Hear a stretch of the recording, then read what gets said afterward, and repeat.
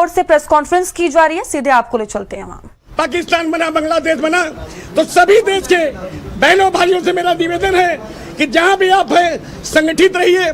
संगठित नहीं रहेंगे तो निश्चित रूप से आने वाले दिन में जिस तरह भारत का टुकड़ा होता चला आ रहा है, इसमें भी पश्चिम बंगाल में जब मुर्शिदाबाद में हत्या हुई थी हिंदुओं के, हम लोग गए थे, जाने के बाद मुर्शिदाबाद में हमारी टीम को गिरफ्तार कर लिया गया, कुछ देर बाद छोड़ा गया।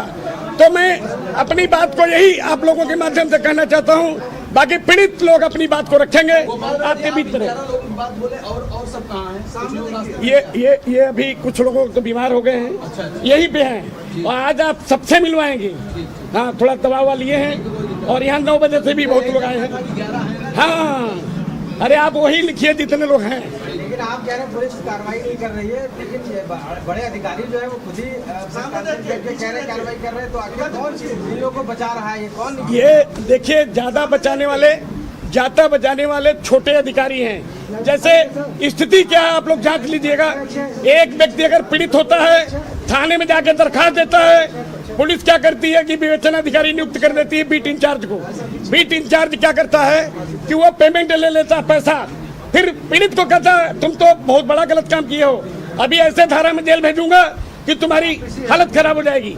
तो आदमी निश्चित रूप से टूट जाता है, पैसा उसके पास नहीं होता, आरोपी के पास पैसा होता है। ये प्रक्रिया सबकी नहीं है। जैसे मैंने एक बताया कि लखनऊ में ये मोहनलालगंज का इंस्पेक्टर ने जो गिरफ्तारी किया मेरे कहने से, ये मामूली बात नहीं। परसों लड़की गायब हुई है, 25 साल के एक मुस्लिम लड़के के साथ 15 साल की लड़की, खुखुंदू थाना है देवरिया में। तो आप रिपोर्ट लगा सकते हैं। 6 बजे मैंने फोन किया, 7 बजे तो गिरफ्तारी हो गई। फिर हम लोग थाने पे गए, पीड़ित से मिले। वो लड़की को इतना भर दिया गया कि अपनी माँ के खिलाफ बोल रही थी। माँ से बड़ा कोई नहीं होता है। तो ये चीज है। और बाकी और लोग पूछ रहे थे छांगुर बाबा का, इसमें अभी भी आप जानते हैं कि नेटवर्क चल रहा है, जेल के अंदर से जो चला रहा है, और क्या इन लोगों को धमकियां मिल रही हैं? आप क्या कहना चाहते हैं? धमकियां सबको मिल रही है। जो हमारे पहले पीड़ित थे, धमकियां सबको मिल रही है। धमकी में देखिए, अभी ये बताएगी कर्नाटक की जो सोनू है, एक एक कैसे इसके ऊपर जलाया गया है, कैसे इसको मारा गया है, किस तरह से इसका धर्मांतरण करने के साथ साथ इसके 20 लाख रुपए अकाउंट में लिया है और जाके सऊदी में बैठा है।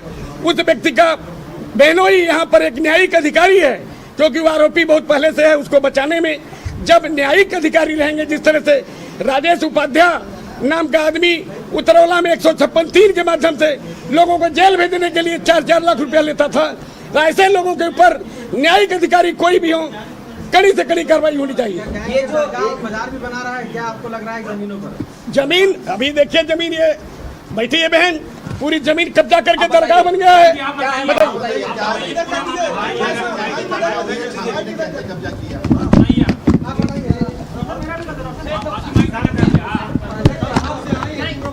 पूरा बताइए कहाँ से आइए, क्या नाम है, क्या प्रकार?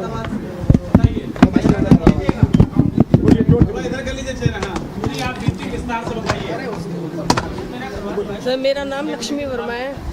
सर, मेरी शादी 2003 में हुई थी। सर, मैं यहाँ दादरी की ही रहने वाली बेटी हूँ और दादरी की ही रहने वाली बहू हूँ।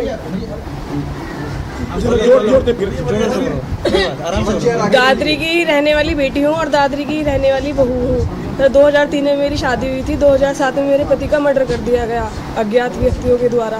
सर, एक ज़मीन है मेरी धूमनिकपुर में, मेरी सासू माँ के नाम है। मेरी 2 सासू हैं, एक सावित्री देवी, एक सावित्री देवी। उनके नाम 838 और 840 नंबर की ज़मीन है, जिस पे एक अवैध मजार का निर्माण किया गया है। सर, वो मजार जो है, पहले एक छोटा सा 9 गजा पीर के रूप में उसको दिया गया रूप, और उसके बाद में उसको थोड़ा बढ़ा के आज उसको मस्जिद, 4 मजारे, आज वहाँ पे नमाज वगैरह सब पढ़ाई जा रही है और वहाँ पे धर्मांतरण भी किया जा रहा है। हिंदू बेटियों को मोमडन बनने का वहाँ पे ऑफर दिया जाता है और वहाँ पे अवैध निर्माण तो हो ही रहा है, साथ में वहाँ पे धर्मांतरण भी हो रहा है। अतिक्रमण तो हमारी ज़मीन पे कर ही रखा है। और वहाँ पे अभी 3 साल पहले ये छांगुर बाबा हैं, उनको भी देखा गया था। तब तो हमें ये पता नहीं था कि ये आदमी कौन है, लेकिन हमने कुछ टाइम पहले भी न्यूज़ में देखा कि अरे ये तो छांगुर बाबा है, ये तो हमने अपनी ज़मीन पे देखे थे वहाँ पे पीर पे। और इसके साथ में एक लड़की भी थी जिसका नाम आसन नेगी था। वो बच्चों को पता नहीं क्या कर रही थी, अब बच्चों को टॉफ़ी चॉकलेट वगैरह बांट रही थी। वहाँ पे 2 सिद्धी लड़कियों को भी देखा गया है।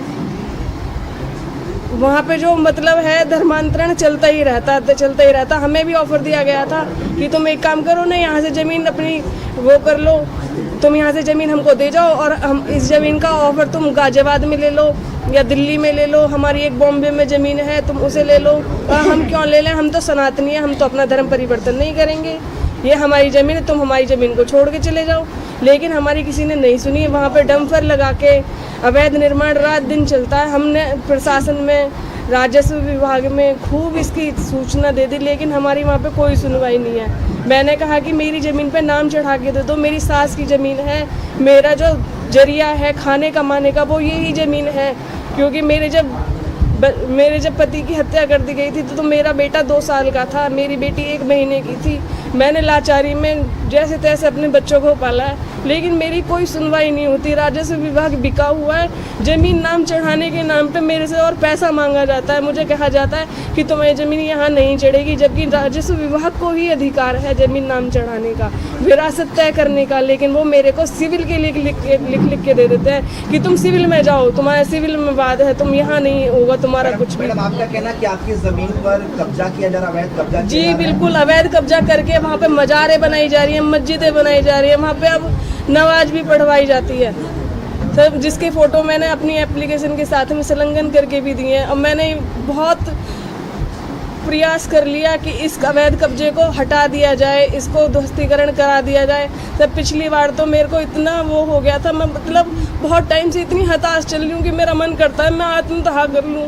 मैं तहसील में पेट्रोल की बोतल लेके, माचिस लेके भी चली गई थी कि मैं यहाँ पे आत्मदाह कर लूँ अपनी, लेकिन मेरी तब भी किसी ने सुनवाई नहीं की। कहा कि तुम जाओ हम तुम्हारा काम करा देंगे, लेकिन उस बस झूठा आश्वासन, बस मेरे को झूठा आश्वासन दे दिया जाता है। पिछले पूर्व में रहे राजस्व अधिकारी के जो ये हैं, राजस्व विभाग में जो अधिकारी हैं, ओम प्रकाश पासवान तहसीलदार, विवेकानंद मिश्रा, आलोक गुप्ता, प्रीति वाल्यान, जिन्होंने मेरे मुकदमे तक को खारिज कर दिया मुझे बिना सुने। मेरे सारे, जब मैं ये कह रही हूँ कि हमारी सासू माँ के नाम ये ज़मीन है, हमारे बच्चे उनसे हैं, हम उनसे हैं, तो हमारी विरासत चढ़ाने में तुम्हें दिक्कत क्या है? लेकिन नहीं, वो उन लोगों के साथ में मिले हुए हैं या उनसे पैसे लेते हैं, मेरे को नहीं पता क्या करते हैं। वो उनसे पैसे लेते हैं, क्योंकि जब वो मुझसे पैसे की मांग करते हैं तो मैं कैसे कह दूँ कि वो उनसे पैसा नहीं लेते, लेकिन वो उनको ज़्यादा मोटा पैसा दे देते। मेरे पास इतना पैसा नहीं है, इसीलिए मैं आपसे हाथ जोड़ के दरख्वास्त करती हूँ। मैं बहुत परेशान हो गई हूँ। मैं घर के अंदर अगर आत्मदाह करूंगी तो मुझे कौन देखेगा कि मैं किस वजह से प्रताड़ित हूँ? लेकिन मैं प्रताड़ित हूँ राजस्व विभाग वालों से, इन पुलिस वालों से, मेरी कोई नहीं सुनता।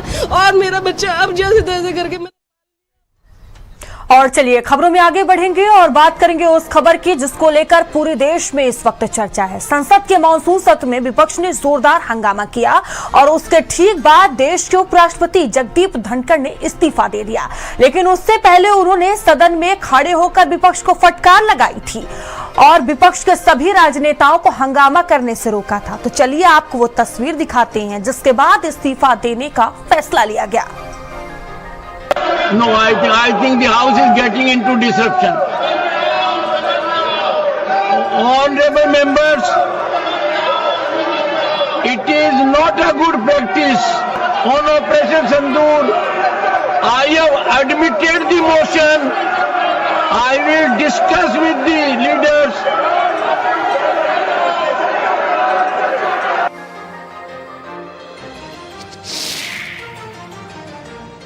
No, I think the House is getting into disruption.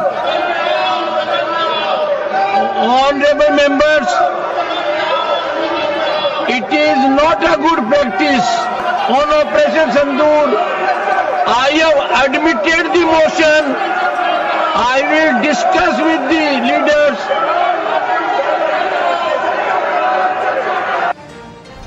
वहीं उनके इस्तीफे के बाद सियासी हलचल तेज हो गई है। कांग्रेस नेता Jairam Ramesh social media platform x पर उनके इस्तीफे को लेकर उन्होंने प्रतिक्रिया दी है। उन्होंने कहा कि मैं आज शाम 5 बजे तक उनके साथ था, उस समय कई अन्य सांसद भी मौजूद थे। शाम 7:30 पर मेरी उनसे फोन पर बातचीत भी हुई थी। निसंदेह उपराष्ट्रपति धनखड़ को अपनी सेहत को प्राथमिकता देनी चाहिए, लेकिन उनका यह इस्तीफा पूरी तरह से अप्रत्याशित है, ये उनकी तरफ से कहा गया है।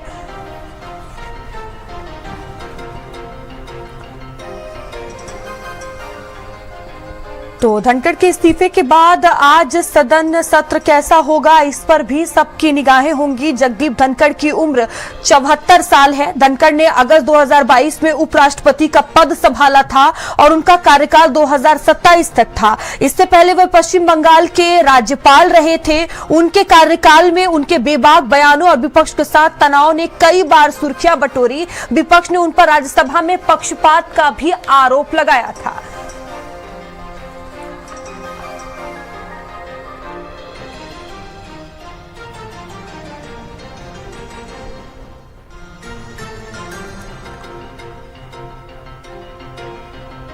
वहीं जगदीप धनखड़ का पुराना वीडियो वायरल हुआ है। मैं सही समय पर रिटायर हो जाऊंगा, ये जगदीप धनखड़ ने कहा। अगस्त 2027 तक अगर ऊपर वाले ने चाहा तो देखिए ये वीडियो अब काफी तेजी से वायरल हो रहा है। पुराना ये वीडियो बताया जा रहा है। मैं सही समय पर रिटायर हो जाऊंगा, ये जगदीप धनखड़ ने कहा है। अगस्त 2027 तक अगर ऊपर वाले ने चाहा। ये वीडियो पुराना है जो कि अब काफी तेजी से वायरल हो रहा है।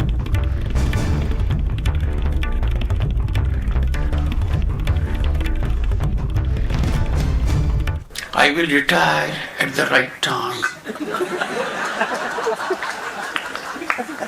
August 2027. Subject to divine intervention. I will retire at the right time. August 2027. Subject to divine intervention. I will retire at the right time. August 2027. Subject to divine intervention. I will retire at the right time. August 2027. Subject to divine intervention. I will retire at the right time. August 2027. Subject to divine intervention. I will. तो देखिए ये video अब काफी तेजी से viral हो रहा है। फिलहाल उन्होंने 2 साल कार्यकाल रहते हुए इस्तीफा दे दिया है।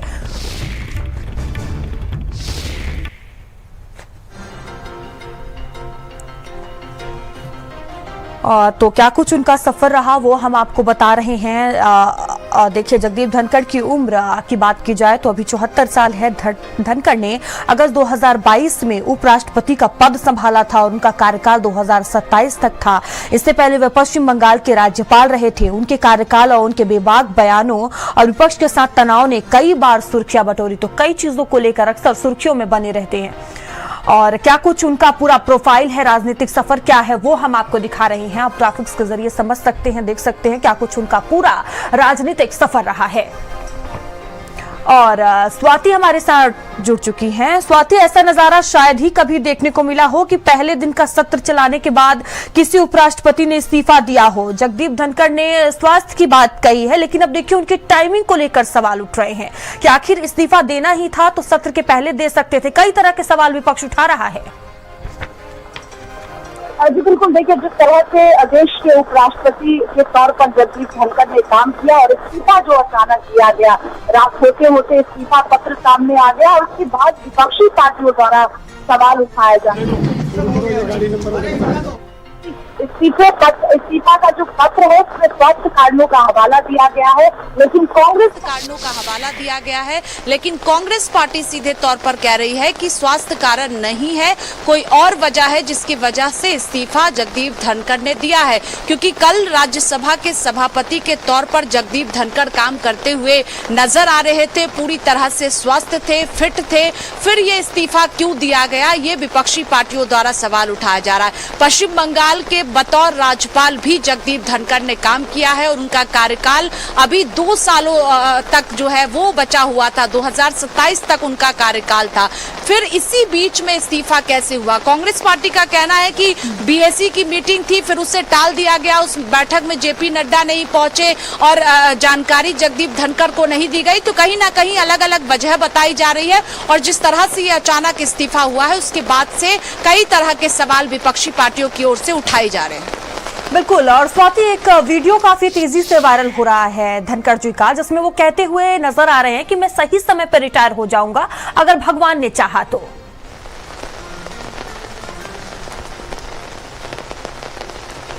जी बिल्कुल, देखिए 2027 तक उनका कार्यकाल था और वो 2027 का ही जिक्र कर रहे थे। लेकिन जो इस्तीफा पत्र आया है इससे पहले भी आप देखिए तो उनकी तबीयत जरूर खराब हुई थी। लेकिन मॉनसून सत्र की शुरुआत कल से हुई और कल पहला दिन था जिस तरह से बीएसई की बैठक बुलाई गई थी। लेकिन एक वजह ये भी निकलकर सामने आ रही है कि आप किसान आंदोलन को देखिए, उस दौरान भी सरकार से हटकर जगदीप धनखड़ का बयान सामने आया था। जजों को लेकर जो बयान सामने आया था, ये भी सूत्रों के मुताबिक खबर निकलकर सामने आ रही है कि ये भी एक वजह है इस्तीफे का। लेकिन जो है जगदीप धनखड़ ने सरकार से हटकर कई बार बयान दिए हैं, सभापति के तौर पर काम किया, कई सांसदों को सस्पेंड तक जगदीप धनखड़ द्वारा किया गया। लेकिन कुल मिलाकर विपक्षी पार्टियां इस पर सवाल उठा रही है। अब आज देखना महत्वपूर्ण होगा क्योंकि आज दूसरा दिन मॉनसून सत्र का है, किस तरह से हलचल होती है, क्योंकि राजनीतिक पार्टियों द्वारा जो है वो लगातार इस इस्तीफे को लेकर सवाल उठाए जा रहे हैं। बिल्कुल स्वाति, लगातार टाइमिंग को लेकर भी सवाल है। उनके इस्तीफे के बाद सियासी हलचल बेहद ही तेज हो गई है, क्योंकि देखिए कांग्रेस नेता जयराम रमेश की तरफ से सोशल मीडिया प्लेटफॉर्म एक्स पर उनके इस्तीफे को लेकर प्रतिक्रिया दी है। उन्होंने कहा कि मैं आज शाम 5 बजे तक उनके साथ था, उस समय कई अन्य सांसद भी मेरे साथ मौजूद थे। शाम 7:30 पर मेरी उनसे फोन पर बातचीत हुई थी। निसंदेह उपराष्ट्रपति धनखड़ को अपनी सेहत को प्राथमिकता देनी चाहिए, लेकिन का यह इस्तीफा पूरी तरह से अप्रत्याशित है, ये कहा गया है। तो देखिए विपक्ष लगातार इस्तीफे को लेकर अब सवाल उठ रहा है। सवाल यही है कि आखिर अचानक से इस्तीफा क्यों दिया गया। कई तरह के सवाल कांग्रेस की तरफ से, विपक्ष की तरफ से उठाए जा रहे हैं। तो राजनीतिक गलियारों में हलचल काफी तेज हो गई है। तो कल से मॉनसून सत्र की शुरुआत हुई थी और सत्र के पहले दिन ही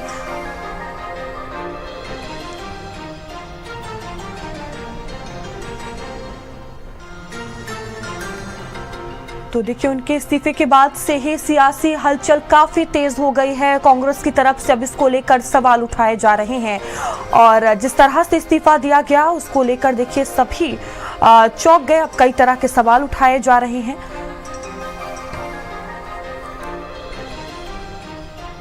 तो उनका जो कार्यकाल है वो 2027 तक था, लेकिन उससे पहले उन्होंने इस्तीफा दे दिया।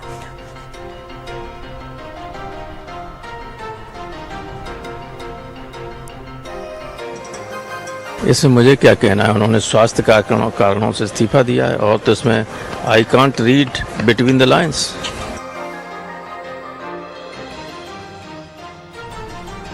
तो देखिए अब जो प्रतिक्रियाएं हैं वो लगातार सामने आ रही हैं। जिस तरह से इस्तीफा दिया गया, इसी बीच बड़ी खबर आपको बता रहे हैं। उपराष्ट्रपति जगदीप धनखड़ का इस्तीफा, दिल्ली से यह खबर सामने आ रही है। सामने आया अंदरूनी टकराव का सनसनीखेज खुलासा। देखिए मामले में बड़ी जानकारी सामने आ रही है। आधिकारिक वजह स्वास्थ्य, राजनीतिक गलियारों में चर्चा काफी तेज है। गहरी नाराजगी और अपमान, जहां कल उपराष्ट्रपति ने बीएसई बैठक में अध्यक्षता की थी। बता दें कि उपराष्ट्रपति जगदीप धनखड़ का इस्तीफा सामने आया और इसको लेकर ये बड़ी जानकारी हम आपको बता रहे हैं। अंदरूनी टकराव का सनसनीखेज खुलासा सामने आया है, जहां आधिकारिक वजह स्वास्थ्य है। तो देखिए राजनीतिक गलियारों में चर्चा, गहरी नाराजगी और अपमान की चर्चा काफी तेजी से हो रही है। कल उपराष्ट्रपति ने बैठक की थी और ये बड़ी खबर आपको बता रहे हैं, जहां उपराष्ट्रपति जगदीप धनखड़ के इस्तीफे से जुड़ी ये बड़ी जानकारी हम आपको दे रहे हैं, जिसको लेकर अंदरूनी टकराव का सनसनीखेज खुलासा हुआ है, जिसमें देखिए आधिकारिक वजह स्वास्थ्य बताई जा रही है। लेकिन अभी भी कई तरह के सवाल उठ रहे हैं। राजनीतिक गलियारों में हलचल काफी तेज है। तो देखिए सवाल कई तरह के उठ रहे हैं। असल कारण स्वास्थ्य बताया जा रहा है। संसद सत्र से पहले ही इस्तीफा क्यों नहीं दिया, ये विपक्ष की तरफ से सवाल उठाए जा रहे हैं। लेकिन स्वास्थ्य की बात कहकर जगदीप धनखड़ ने इस्तीफा दिया है। आधिकारिक वजह स्वास्थ्य बताई जा रही है। ये बड़ी जानकारी हम आपको दे रहे हैं। राजनीतिक गलियारों में चर्चा काफी तेज है। गहरी नाराजगी और अपमान की बात सामने आ रही है। कल उपराष्ट्रपति ने बीएससी बैठक की अध्यक्षता की थी और दीपक हमारे साथ जुड़ चुके हैं। दीपक, आपके पास क्या जानकारी सामने आ रही है, क्या अपडेट है इसको लेकर? जी बिल्कुल, जिस तरह से देखा गया था कि कल देर रात उपराष्ट्रपति अपने पद से इस्तीफा देते हैं, उसके बाद कहीं ना कहीं जो राजनीतिक गलियारों में हलचल तेज हो जाती है कई मुद्दों को लेकर के। यदि हम बात करें जो उम्मीद की जा रही थी कि मानसून सत्र की जो शुरुआत हुई थी और उसके पहले ही दिन देर रात उपराष्ट्रपति का इस्तीफा होता है। हालांकि उसमें स्पष्ट तौर पर ये लिखा गया है कि वो अपने स्वास्थ्य की वजह से वो अपना इस्तीफा दिए हैं, लेकिन कहीं ना कहीं ये सामने आ रहा है कि अंदरूनी टकराव की वजह से ये इस्तीफा हुआ है। हालांकि आधिकारिक जो वजह बताया गया है वो स्वास्थ्य बताया गया है। वहीं राजनीतिक गलियारों में चर्चाएं भी तेज हो रही है, क्योंकि कल हमने देखा था कि बीएससी की अध्यक्षता में बैठक भी हुई थी। कल शाम में भी वो विपक्षी नेताओं के साथ वो मुलाकात किए थे। लगभग 1-1.5 घंटे उनसे मुलाकात हुई, बातचीत हुई और बातचीत होने के बाद जिस तरह से उनका अचानक से देर रात सोशल मीडिया हैंडल पे इस्तीफे का ऐलान होता है, तो कहीं ना कहीं राजनीतिक गलियारों में एक बहुत हलचल तेज हो जाता है। अब देखना ये है कि अब नए उपराष्ट्रपति कौन होंगे और इसके पीछे का मेन वजह क्या है, क्योंकि यदि हम उपराष्ट्रपति जगदीप धनखड़ का हम जिक्र करें तो 2027 तक इनका कार्यकाल था और अपने कार्यकाल से पहले इन्होंने इस्तीफा दिया। और बिल्कुल दीपक, और इसी को लेकर कई तरह की चर्चाएं हो रही हैं। आप बने रहिएगा हमारे साथ।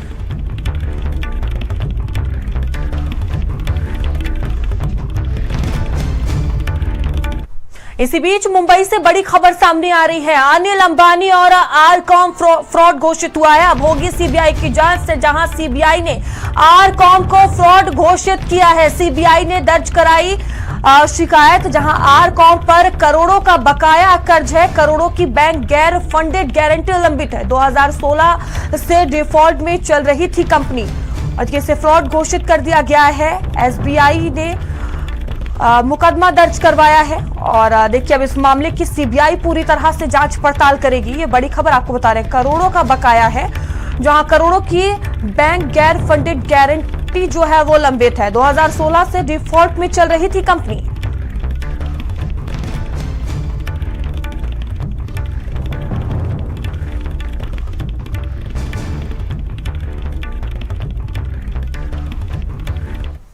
और खबरों का सिलसिला लगातार जारी है। बने रहिए भारत समाचार।